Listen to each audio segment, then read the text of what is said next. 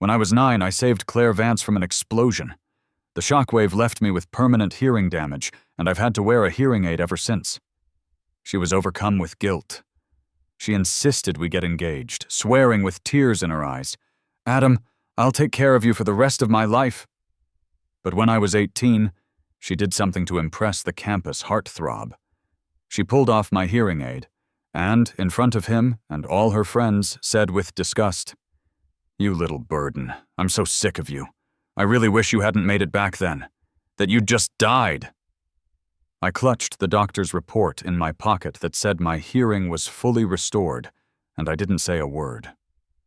When I got home, I quietly changed my college applications and had my parents go with her family to break off the engagement. Claire Vance, that's it for us.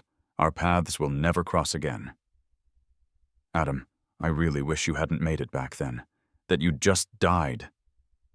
The moment Claire Vance said it, the private room erupted. Damn, Claire, you're a savage. Next time, wait till he gets his hearing fixed and say it right to his face. I'd love to see if his eyes get all red. That look of quiet suffering is so intense. What could he do even if he heard? Who'd want a cripple anyway? He's lucky a girl like you even pities him. I froze. My hand clenched the medical report in my bag, my mind reeling.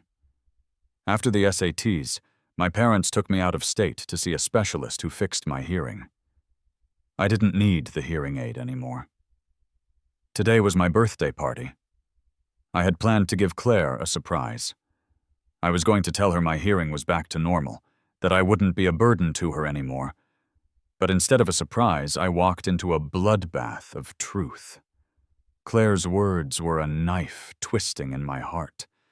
The air rushed out of my lungs and I couldn't breathe. My nails dug into my palms, the pain sharp and real. I bit my lip and looked up at her, wanting to ask why. But she didn't seem to notice me.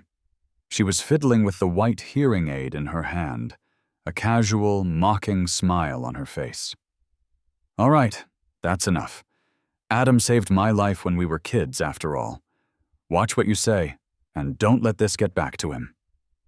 Everyone immediately got the message. Right, our lips are sealed. Man, Adam should be grateful. Being a deaf guy who gets to be with Claire? Totally worth it. Another round of laughter filled the room. Okay, Claire said. Adam's more of a sensitive bookworm, not wild like me. He couldn't hang with you guys anyway. Let's not take it too far. Mark Scott walked over with a grin and made a grand announcement. Claire, you passed my test. Now I believe you don't actually like Adam. So yeah, we can go on a date tomorrow. A soft smile touched Claire's lips, her eyes overflowing with a tenderness so thick you could almost touch it. Okay, she murmured. I just stood there, my mind completely blank. The world seemed to stop. The jeers, the whoops, and the cheers of the crowd flooded my ears, eventually melting into a sharp, piercing ring. Hey, what are you thinking about? Lost in my thoughts, I didn't notice Claire putting my hearing aid back on. A smile played on her lips. Happy birthday, you big goof! I should have been. My 18th birthday party, a confession from the girl I liked, making it official in front of all our friends. It was like something out of a rom-com. But now, I opened my mouth and found my throat too dry to speak. The others jumped in, one after another. Adam, while your hearing aid was out, Claire was whispering the sappiest sweet nothings. It gave us all goosebumps. Tisk tisk, I wish I had a childhood sweetheart. You lucky bastard, Mark said, draping an arm over Claire's shoulder and playfully punching her arm. What did you do in a past life to land a great guy like this?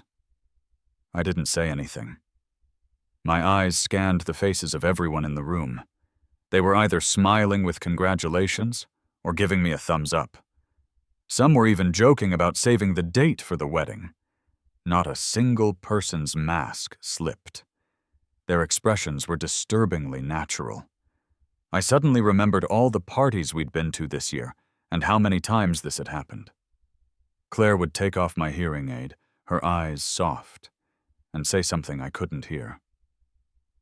Then she'd put it back on. And everyone would tell me she was whispering sweet nothings, making vows to never let me down. If I hadn't gotten my hearing fixed, if I hadn't heard the shards of glass hidden beneath her sweet words, the sheer ugliness of it all, I would have never known the truth. Mark suddenly exclaimed, "Whoa!" He pulled his arm off Claire's shoulder and gave me an over-the-top apology. "Sorry, Adam. That's just how we are. Like one of the guys. Don't get jealous." Claire laughed it off. "Oh, stop it. You're always so dramatic, not like a real man at all." Then the two of them started chasing each other around the room, as if no one else was there. Everyone acted like this was completely normal. I closed my eyes, turned to leave, but Mark, with his quick eyes, reached out and stopped me. His expression was full of disapproval. "Everyone came here for your birthday party to celebrate with you. You're just gonna walk out?" Claire reached up to ruffle my hair, her tone a soft, exasperated coaxing. "You haven't even opened your presents yet. Don't throw a tantrum like a spoiled brat, okay?" I frowned, instinctively pulling away. Ignoring the sudden darkness in her eyes, I told her, enunciating every word, "We're breaking up. Don't contact me again." Then I walked out of the room without looking back. On the way home, my phone blew up with messages. Claire was confused. "What's your problem now? Everyone went to all this trouble to celebrate with you and get you presents, and you just leave them hanging like that?" Mark was just excited. He's a really open and friendly guy. He wasn't thinking. He took his arm off right away and even apologized to you, didn't he? A few other friends started tagging me in the group chat. "Adam, you're being a real asshole, you know that? Storming out for no reason. What did we ever do to you? Wow, no good deed goes unpunished." I almost had to laugh. I sent back a cold reply. "Who's the real asshole here?" Then I blocked each of them and left the class group chat. When I got home, I briefly explained what happened to my parents. I pressed my lips together. Facing their concerned expressions, a wave of sharp, aching pain washed over me, and my voice cracked. "I don't love her anymore. And I don't want to go to NYU with her. I don't want to be with her or get married." My mom hugged me tight. "Sweetheart, it's not the end of the world. Mom and Dad will go with you tomorrow to break off the engagement. You can apply to any college you want. We support you. We've always got your back." My dad led me to the living room and placed the cake knife in my hand. "We didn't get a chance to bring the cake over before you came back. It's perfect. The three of us can have a nice, quiet birthday celebration. 18 years ago, when you were born, I smiled so much my face hurt. Don't be sad, birthday boy. Come on, cut the cake and make a wish, okay?" I held back my sadness, and with my parents' blessings, I made a wish, blew out the candles, and finally managed a smile. Just as I was about to cut the cake, the doorbell rang. I composed myself and opened the door to find Claire. She had followed me. A light rain had started to fall outside. Thunder rumbled, and flashes of lightning lit up the sky. Claire was soaked to the bone, water dripping from her hair. But she didn't seem to care. She just smiled and held out a beautifully wrapped gift box. "See, I picked this out just for you. Stop sulking. Everyone's still at the party waiting for you. And don't talk about breaking up again, okay?" Looking at the designer watch in the box, I felt a flicker of recognition. The watch band Mark was wearing today. It looked like it was from the same brand. I remained unmoved, not taking the gift. Claire's arm hung awkwardly in the air. After a moment, she finally lowered her exhausted arm and asked, with a hint of impatience, "What is wrong with you today? You were getting all misty-eyed when I asked you out, and now you just flip a switch? Adam, do you even remember how sweet and obedient you used to be?" A lump formed in my throat. I didn't even want to talk to her. I had been living in a beautiful dream, thinking she loved only me, that we would go to NYU together, eat together, live together. And after graduation, we'd get engaged, married, and have kids. Today, that dream was brutally torn apart. I finally understood the truth. She didn't love me at all. To her, I was just the burden who had saved her life as a child, a ripple in the water that would quickly disappear. I took a deep breath and repeated, calmly, "I'm not sulking. I'm serious about breaking up. Let's not contact each other again." But Claire suddenly snapped. She threw the gift box on the ground, her eyes flashing with anger. "Adam, what the hell is your problem?" Her words were cut short. My mom stepped in front of me, frowning slightly. "Claire, watch your tone. You're soaked. You should go home, take a hot shower, and get some rest. It's getting late, so we won't ask you to stay for dinner." My dad offered her a piece of cake with a polite, fixed smile. "Adam's already made his wish, and he doesn't need a gift. You can take this piece of cake with you. Get home safe. A young woman shouldn't be out this late by herself." Claire stood there stunned for a long moment. And I think I knew why. Whenever she'd come over in the past, my parents had always been warm and welcoming. They had never once not let her in. She couldn't understand why their attitude was so different today, and she opened her mouth to say something, but couldn't find the words. The door slammed shut in her face with a sharp crack, leaving her standing there completely shut out. I didn't have much of an appetite. I ate a couple of bites of cake and went to my room to get ready for bed. My mom was worried.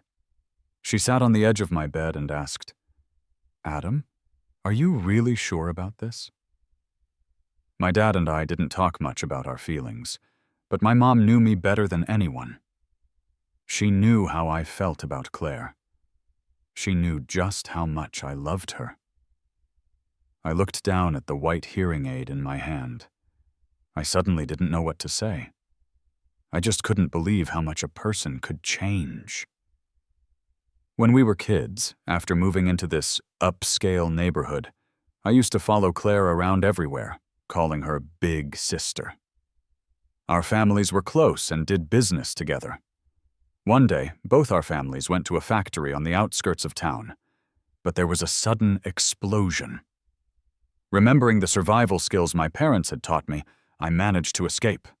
But Claire was trapped in the fire. I saw the flames growing fiercer, saw her frozen in place, about to be consumed by the fire. I don't know where the strength came from. Before anyone could react, I rushed back in and dragged Claire out. We were almost clear. But then the factory exploded again. The aftershock hit me hard, and I was unconscious for a long time. When I woke up, I couldn't hear. The mood between my parents was heavy. Claire's parents were full of unspoken apologies. I just lay in bed day after day, not wanting to talk or interact with anyone. Claire decided to skip school. She brought me all sorts of snacks and treats, but I was completely unresponsive. She thought the hospital was too depressing, so she snuck me out, took me to a clinic, and had this white hearing aid fitted for me. She even drew the little rice stalks and fish on it herself.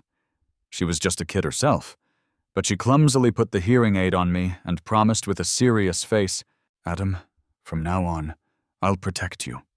My tutor said your name is special, and that means you're special too. You're going to be okay.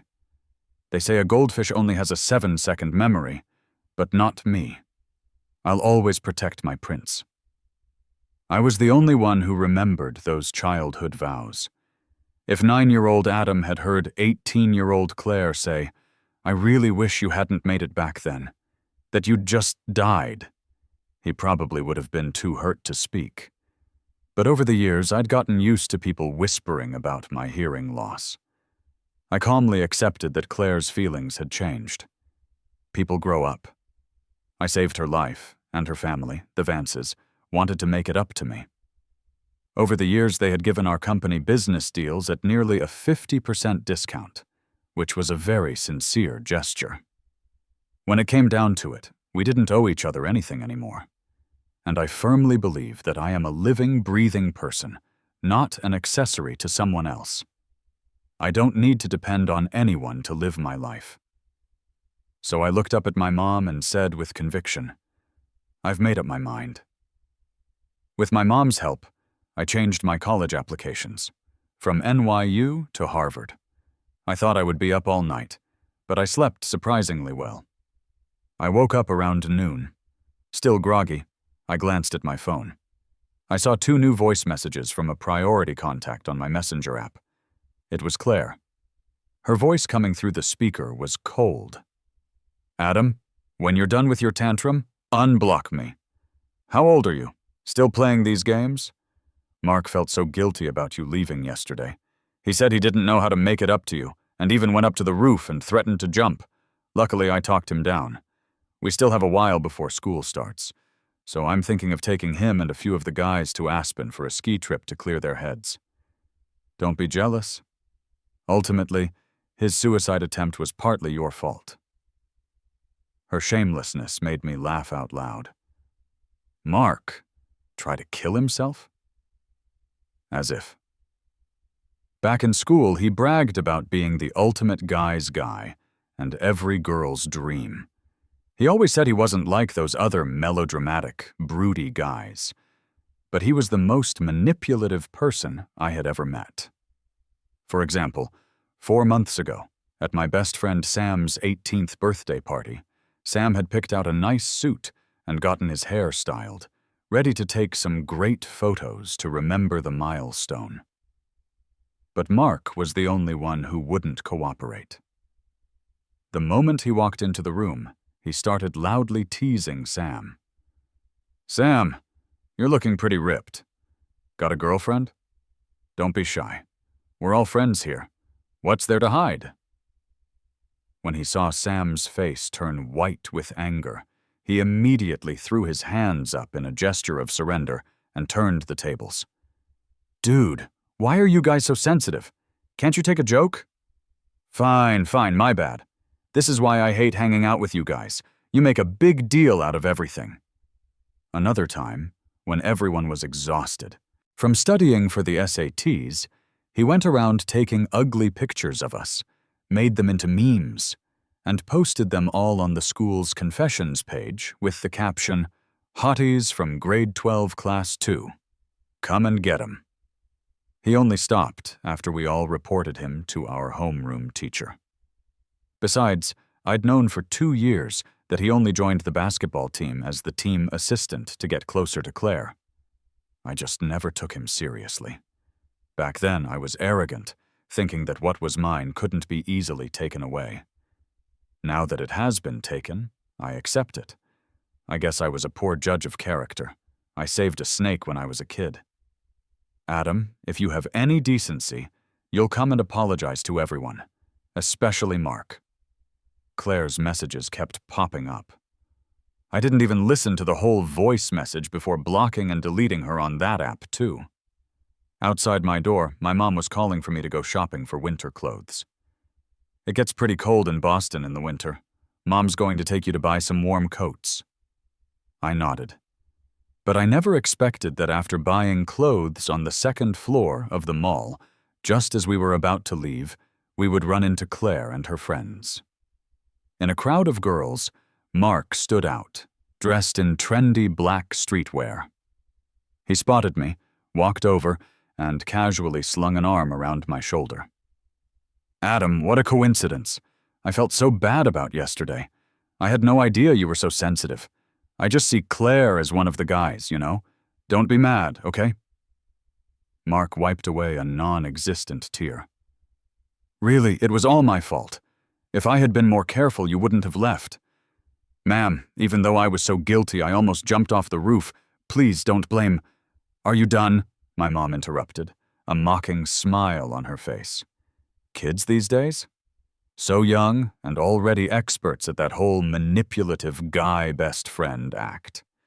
My son isn't holding a grudge because we raised him to have class, to not resort to insults. But what about your parents? All you do is hang around a group of girls. Do you even know what personal boundaries means? If your parents won't teach you, then let me. This kind of behavior. This is what the internet calls a classic nice guy. I had to smile. I quickly pushed him away, adding, "Your cologne is too strong. We're not close. Please stop acting like we are." Mark froze. When my mom's words finally registered, his face changed, and he just stood there, lost.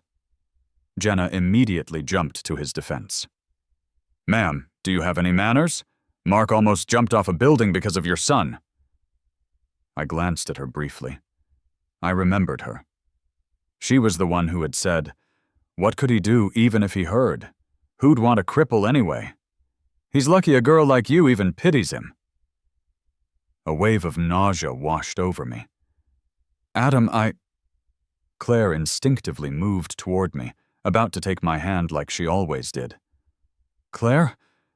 But when she heard Mark's quiet call and saw the hurt in his eyes, Claire stopped. She squeezed Mark's hand to comfort him and couldn't help but say, "Ma'am, that was completely out of line. Mark didn't mean any harm. This whole thing is Adam's fault for throwing a tantrum, and it almost led to Mark killing himself. Mark's still young. He just graduated from high school. He's only 19. 19? My mom raised an eyebrow, then smiled. "You say he's young at 19, but my son is only 18. They're both in the prime of their lives. My son didn't do anything, so how did he become the villain in your story, the one who almost drove someone to their death? Claire, I remember when you were little, playing with Adam, vowing to protect him. You've changed so much. I'm truly disappointed in you." Claire was speechless. She continued to wipe Mark's tears, but her mind was clearly elsewhere. The others behind her, perhaps unable to find a retort, also remained silent. I was bored. I was about to pull my mom away and leave. But Claire grabbed my wrist. Her eyes fell on the shopping bags filled with winter clothes, and she said without thinking, "You don't need clothes that thick for New York." Then, as if a thought struck her, her eyes lit up, and her grip on my wrist tightened. "So you were just faking it all along, blocking me and giving me the silent treatment? You bought these winter clothes because you want to come skiing in Aspen with us, right?"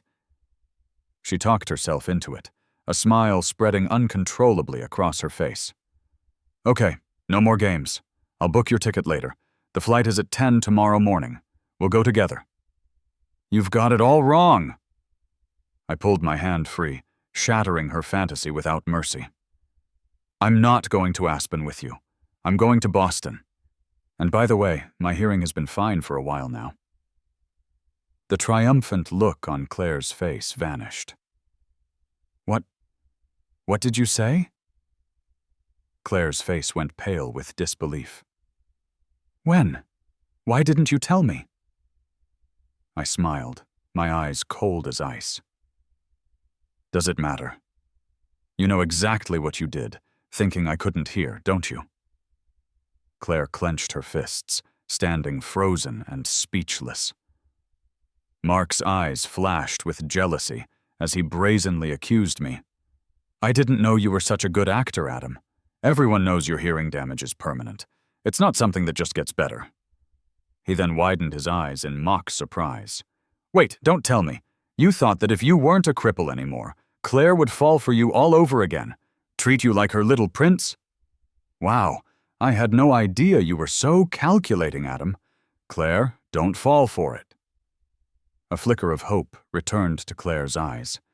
She quickly recovered from her panic, a smug smile returning to her face. "Mark's right. Adam, stop this nonsense. I never said I had a problem with you being disabled, so why lie to me? How about this? You take back what you said and agree to come to Aspen with us, and I'll forget you ever tried to trick me. This is your last chance." I was stunned by her words. I simply couldn't comprehend her bizarre logic. I took my mom's hand and turned to leave. Behind us, someone suddenly said, "I feel like there's something different about Adam." "What's different about him? Same face, same clothes, right?" I can't put my finger on it, just a feeling that something's missing. Mark replied in a whiny, hurt tone. Adam's always been arrogant. You're probably just imagining things. The person scratched their head and said, Yeah, maybe I was just seeing things. The next day, Claire used Mark's phone to call me repeatedly. I didn't answer a single one. With her flight's boarding time approaching, and still a long drive to the airport, Claire had no choice but to get in the car with her friends. But she couldn't resist sending one last text. Adam, you need to be taught a lesson. As she boarded her plane, my parents and I were sitting in the Vance family's living room. Claire's mother held my hand, complimenting me endlessly. Adam, you're getting more handsome every day. I heard from your parents that your estimated score on the college entrance exams is over 600. What a good kid. I'm just waiting for you to marry into the family and finally tame that wild daughter of mine. Listening to the flood of compliments, I sat on the sofa, finding it difficult to bring up the reason for our visit. I didn't know how to start talking about breaking off the engagement. After all, over the years, Mr. and Mrs. Vance had been very good to me. They always sent birthday gifts in advance. We ate New Year's Eve dinner together as two families, and the red envelope they gave me was always the biggest. After some pleasantries, I finally stated our purpose. Uncle, Auntie, I came here with my parents today to officially call off the engagement that was arranged when I was 9. Mrs. Vance was shocked and rushed to pull me aside. Adam, did Claire do something to upset you? You tell me and I'll punish her for you. That girl is always getting into trouble, always making you angry. I shook my head, my tone calm. She already likes someone else, and I've realized that my feelings for Claire aren't romantic love. Besides, Uncle, Auntie, marriage is about freedom of choice now. We should just consider that old agreement void. Mrs. Vance's expression turned grim. Just as she was about to say something, Mr. Vance cut her off. Adam, where's your hearing aid? At the mention of this, my parents' faces lit up. He got it treated out of state. His hearing is back to normal now. Mrs. Vance was overjoyed, but still wouldn't give up. Adam, why don't you wait for Claire to come back and discuss it? She has a right to know. You used to follow her around everywhere when you were kids, and you even saved her life. How can you say those feelings are just gone? I looked down at the tea on the coffee table, the surface rippling slightly. Finally, my resolve hardened. Auntie, neither of us loves the other. Let's not torture each other anymore. Mr. Vance sighed, clearly seeing that our family had made up our minds. He stopped his wife's attempts to persuade me and ordered the housekeeper to bring the marriage certificates. Watching the 2 certificates being torn up, burned, and turned to ash, I finally breathed a sigh of relief. I asked them, Auntie, I hope you can keep this private for now. We can let it be known slowly over time. They both agreed. But that night, I got a call from Claire. I instinctively thought she had found out about the engagement being called off. Instead, she said with a sigh, How could you mess up your college application? You're so clumsy. If I hadn't been paying attention, you would have ended up in Boston. Adam, I've already changed your application back. Mark is also going to NYU. His family isn't well off. They can't even afford the tuition. As his classmate, we should help him out. A hot summer night breeze blew past. I felt a sudden chill, my heart sinking to the bottom of my stomach. She changed my application. Of course. Of course, I had always been an open book to Claire.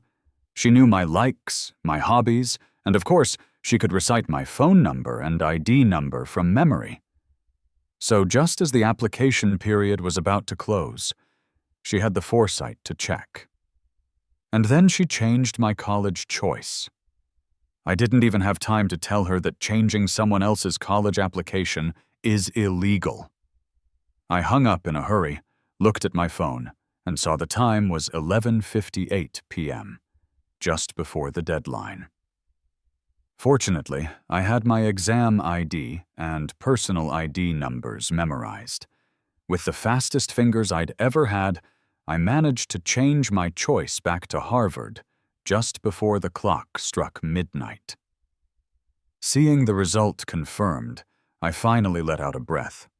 I was about to message my friend Sam to tell him we'd be going to the same school, but a notification popped up on my social feed. I clicked on it and saw a post from Mark showing off. The pictures were of him and the girls from the mall skiing and soaking in a hot spring together. The caption read, "To friends, to my love, to youth, to our best years." The funniest part was that he had tagged me. This was a blatant provocation, wasn't it? I curled my lip, opened my chat with him, and sent a screenshot from a video.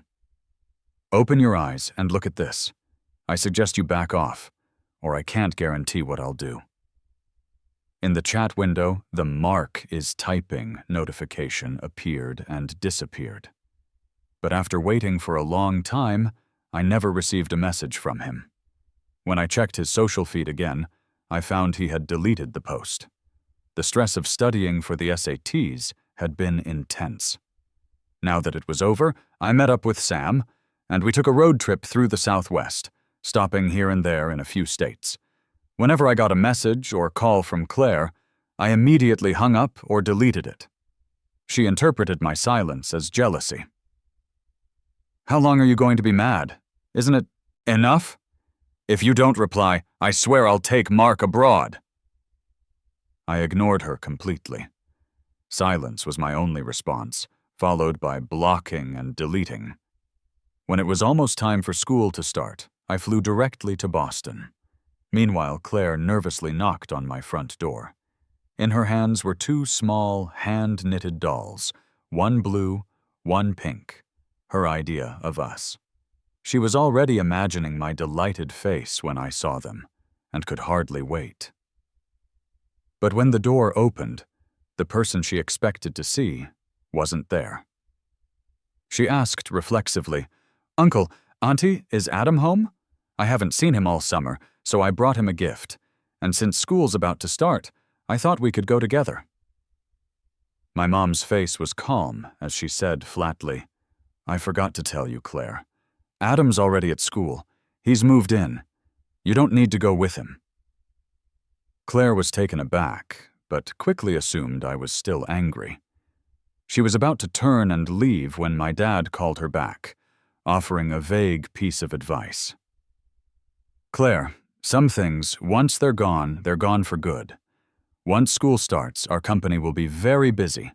Your aunt and I won't have time for guests. I hope you won't bother us again." Claire left confused and headed home to pack. When she opened her door, she found her parents sitting stiffly on the living room sofa, their faces grim. She was even more bewildered. She said hello and was about to go to her room when her dad stopped her.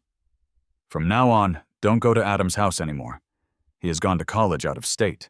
The engagement was called off over a month ago. From now on, you two are just childhood friends, nothing more."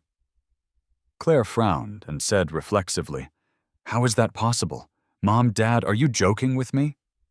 But when she looked up and saw her parents' cold expressions, she slowly began to realize it was true. Mrs. Vance sighed, a look of disappointment on her face. Now that Adam's hearing is fixed, his last flaw is gone.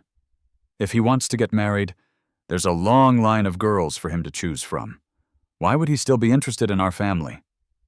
Honey, why did you stop me back then? Adam's a soft-hearted kid. If I had just brought up the past and played the pity card, he might not have broken it off." Mr. Vance was impatient. "You think a few words would have helped? The Kellers' company has surpassed ours for years now. Adam might be easy to fool, but his parents are like wolves protecting their cub. You think I wanted to break off the engagement? I was worried about our company." Listening to them, Claire was completely stunned. She was silent for a long time before asking, "When did his hearing get better?" Though confused by her sudden question, her father answered, "Old man Keller said they took him for surgery right after the exams. It's probably been a while. You and your mom were away visiting our ancestors' graves then, so Adam probably didn't get a chance to tell you." Claire's mind flashed back to my birthday party. She remembered taking off my hearing aid and the words she had said to me. "You little burden. I'm so sick of you. I really wish you hadn't made it back then, that you'd just died." And she remembered what Mark had said when he agreed to their date. "Claire, you passed my test. Now I believe you don't actually like Adam. So yeah, we can go on a date tomorrow." Every word was like a needle piercing her lungs, a sharp, cold pain. Claire's vision went dark, and she suddenly remembered that day at the mall. When she was with her friends buying winter clothes and ski gear, she had run into my mom and me. After we left, one of her friends had said, "I feel like there's something different about Adam." At the time, she had been focused on comforting Mark. She hadn't noticed at all that I wasn't even wearing my hearing aid that day. I heard from a mutual friend that Claire was looking for me. I wasn't surprised. Perhaps she had finally found out my hearing was fixed, and in hindsight, realized that I had heard every ugly word she said in that room. But none of that mattered anymore. My life in Boston was full. Though the freshman military training was exhausting, and I got a few shades darker, I had never felt so free. I joined several clubs and made a lot of new friends.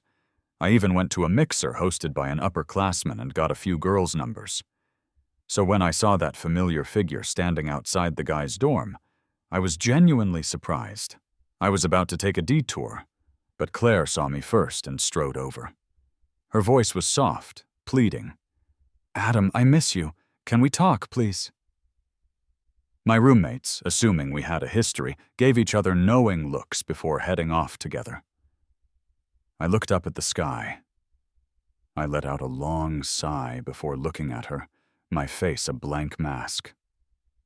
"If you have something to say it quickly. I'm busy and need to get some rest." Claire's eyes turned red, and her voice trembled. "I know I was wrong. That day everyone was just putting me on the spot. I had to say those things. I thought you couldn't hear, so I said it to save face. And when I agreed to Mark's date, it was just a joke. We never actually went out." I laughed out loud. "Is that the only reason?" I looked at her intently and said softly, "You've taken my hearing aid off plenty of times. You've definitely said things just as horrible before, making me the butt of the joke for everyone, haven't you? You say you didn't go on a date with Mark, but weren't you shopping for ski clothes to go to Aspen together? If you did it, don't be a hypocrite and blame everyone else. You always say Mark is young, but I'm a year younger than him. You say his life is hard, but at least he's healthy. Do you have any idea how many dirty looks I've gotten over the years because of my hearing? Did you ever once stand up for me?" I would never forget that time in my freshman year of high school. Our debate team had just won a match. As we were leaving, the second speaker from the other team sneered behind us. "It's just one debate. It's not like we can't take a loss. At least I'm not disabled.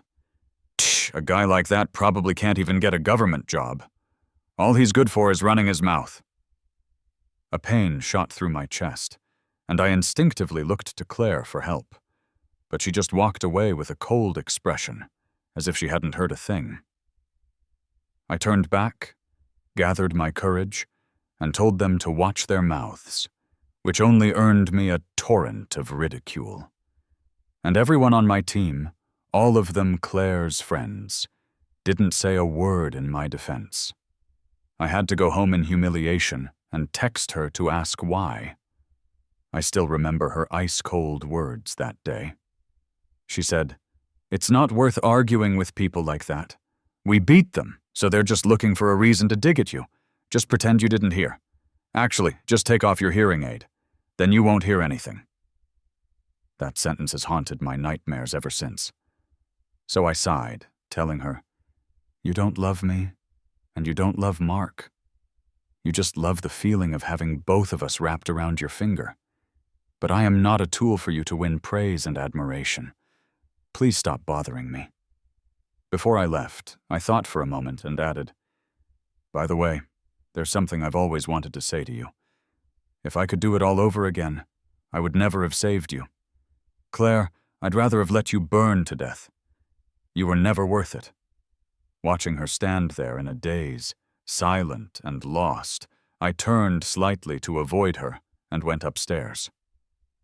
The next day, Claire was gone from downstairs.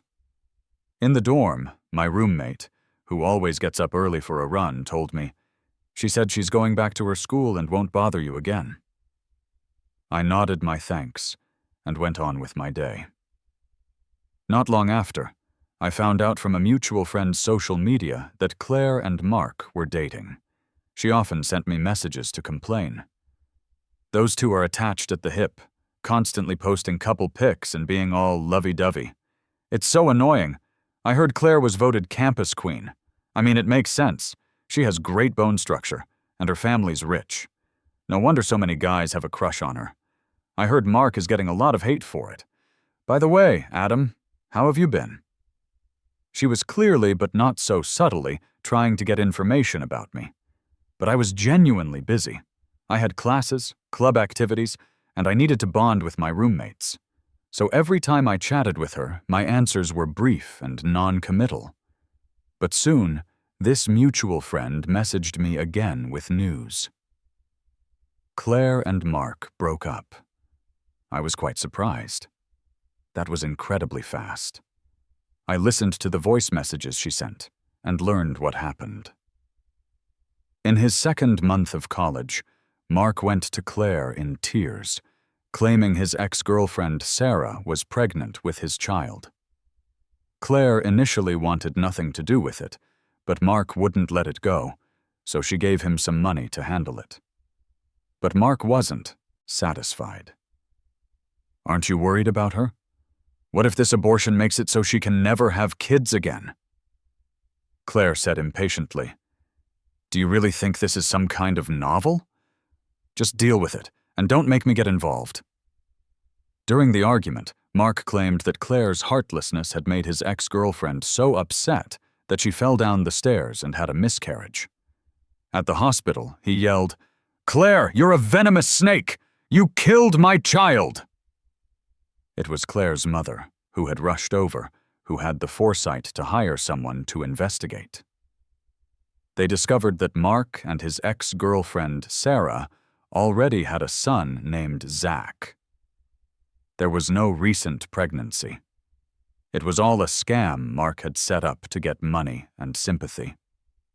When confronted with the evidence, his lips trembled, and he couldn't say a word, because he had also been overly familiar with several other girls during the ski trip. He couldn't even come up with a plausible lie. With that, the Vance family refused to pay him a single cent of compensation. Mark's reputation was ruined. He dropped out of school due to ill health and was never heard from again. I lowered my eyes. Listening to our mutual friend's increasingly excited voice messages, I never told her that I was the one who had anonymously tipped off Claire's mother. The screenshot I had sent to warn Mark was simple. Near the school's equipment room, there was a camera that could just about see inside. I asked a younger student to get me a copy of the footage, and sure enough, it showed Mark with other girls. Later, when he went skiing out of state, I looked at the photos and noticed the distance and eye contact between him and the other girls. I guessed they were involved. But that wasn't enough. I never believed that when something goes wrong, only the guy should pay the price. Isn't this supposed to be a world of equality? I turned off my phone. I went to the library, checked out a few books, and focused on studying for my exams. 2 years later, I went abroad to study as an exchange student. I was in a combined bachelor's-master's program, and I ended up staying for 6 years. The day I returned, my parents came to pick me up at the airport. "Welcome home, sweetheart. Adam, Claire has been working at the Vance Corporation for a few years now. What about you? I smiled and took the flowers from my mom. I raised an eyebrow. I can start at our company, too. It just depends on whether you two will let me. Over the years, I had kept track of Claire's movements, and I knew about the shady things she was doing behind the scenes. I had been patient for so long. It was time to close the net. After taking over the company, I snatched several of Claire's biggest contracts, one by one. The Vance Corporation was no match for the Keller Group to begin with. On top of that, the scandal with Mark had made her a laughingstock at her university. She had dropped out before even finishing her degree and had no real business acumen. Every time she went to question a client and try to win them back, she failed. Adam, are you retaliating against me? It's been over 8 years. Shouldn't you have cooled down by now? Can we please talk? While she was desperately trying to get a meeting with me, I was personally submitting the evidence of her tax evasion and money laundering that she had committed since taking over the Vance Corporation. As a result, Claire was arrested at the airport. I stood a short distance away, quietly watching as she was taken into custody. Claire's face was contorted in pain, and she seemed to want to say something. I moved a couple of steps closer and heard her ask agonizingly, "Why?" I couldn't help but laugh. "You're asking me why? When you insulted me back then, why didn't you ask why? When you laughed at me for being deaf, why didn't you ask why? Besides, all I did was report you. If you were innocent, why would you be arrested?" Getting evidence of her crimes wasn't hard. In recent years, I've sponsored a number of promising students from poor rural areas and helped many university students. One of those young women happened to work at the Vance Corporation and tipped me off. That's all. I was never a pushover. After that debate tournament, I had seen Claire for who she really was. She was a hypocrite, always acting aloof and detached, and profoundly selfish. But I wasn't strong enough yet. My wings hadn't fully grown. So I waited, enduring until my high school graduation birthday party. I knew my chance had come. I could righteously break off the engagement and not go to the same university as her. I could go abroad to study, cut off all contact, and wait for the right moment to pull her down from her pedestal. As it turned out, I succeeded. And Claire Vance was out of the game. After hearing my explanation, Claire was completely speechless.